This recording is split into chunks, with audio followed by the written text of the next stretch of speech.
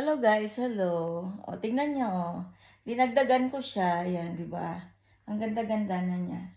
Tapos, i-insert mo siya ng paunti-unti. Alam mo yung, huwag mo siyang isahang lagay lang.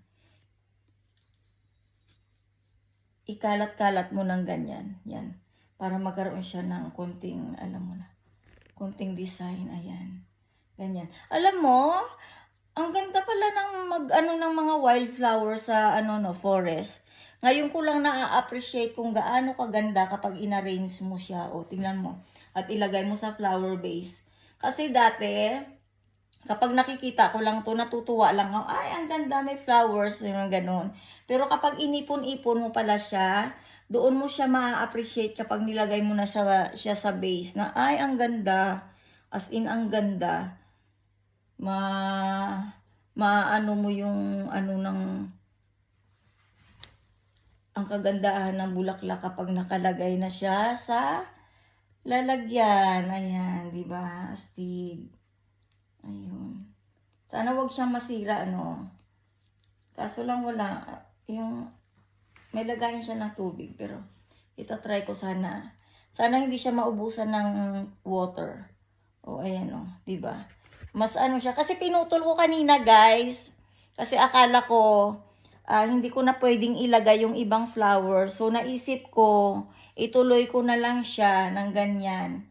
Yan, ituloy ko nang lagay. Kasi sayang naman yung mga pinitas ko na, alam mo yung pinitas ko, tapos hindi ko ilalagay lahat. Mas mauting ilagay ko na lang lahat para alam mo yun, makita mo talaga kung yung niya, itsura niya pagkatapos mong i-arrange ang flowers. Ayan, ganyan. Oh, ayan na siya. Pungpong na siya, 'di ba?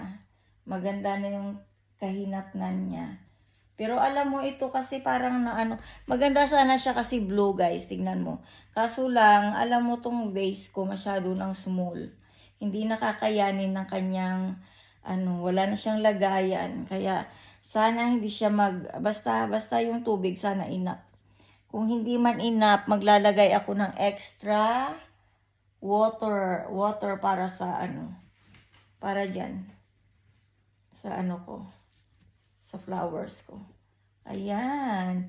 Ayan na siya, guys. O, nagkaroon siya ng, alam mo yung, pag tinignan mo lang, wow, parang ang ganda. Pero, kapag pinitas-pitas mo pala siya, tapos i-mix mo together, doon mo malalaman, wow, ang ganda. Ang gaganda ng mga wildflowers na parang akala mo ay, wala lang. Parang lang, okay lang na makita mong ganyan. Pero kapag inano mo na, nilagay mo na siya sa base, o kaya, gagawa ka ng bagay. Ano to? Ay, it's an insect.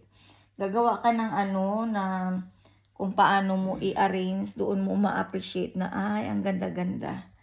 Ang ganda.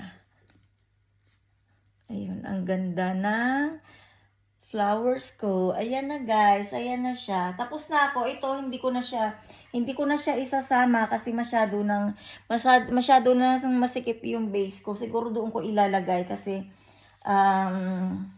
ano ba yan, yung wala nang paglagyan, wala nang space ang aking flower base at kailangan kong ilagay dito sa kabila. Ito naman, ginawa ko yan nung isang araw. Ayan, ayan, ayan, ayan siya. Ginawa ko yan nung isang araw nung ako ay namitas ng, alam mo na, halaman ko dun sa garden. Pinitas ko, tapos sabi kong ganun, gagawa ako ng bouquet. Ayun, nakagawa nga ako ng bouquet, guys, pero yun nga lang, nanghinayang ako kasi, ang tawag doon, nanghinayang akong pitasin ang flowers ko ng, alam mo yun, wala namang pa-party, ganun. Tapos, syempre, mas maganda kapag nandoon siya sa labas. Nandoon siya sa garden. Makikita mo ang niya,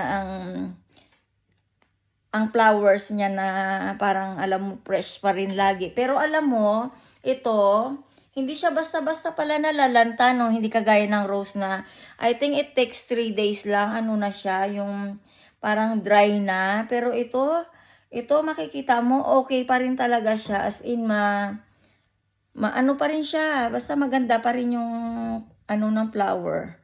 Hindi siya basta-bastang nalalanta, guys. Ayan, gawa ko yan nung isang araw. Dinagdagan ko lang ng wildflowers. Titignan ko kung hanggang saan ang kanyang, alam mo na hanggang saan ang kanyang freshness. 'Di ba?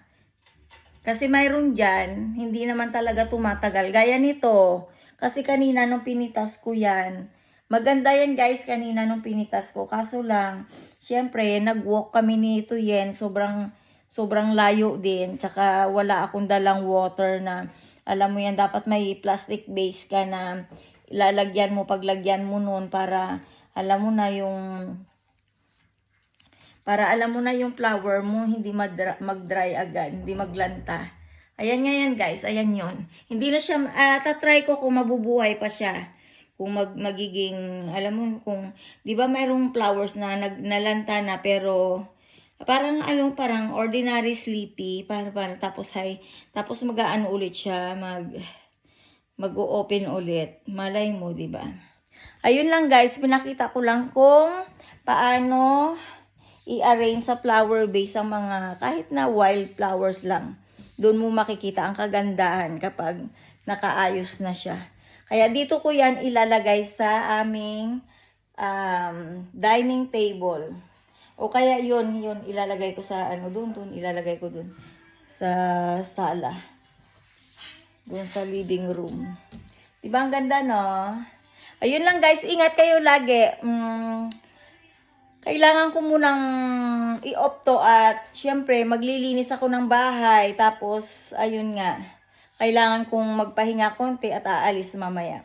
Yun guys, bye! Thank you sa mga viewers ko at subscribers. Thank you. Please share my videos para mayroong bago akong subscribers. Thank you guys. Thank you. God bless you all. Bye-bye.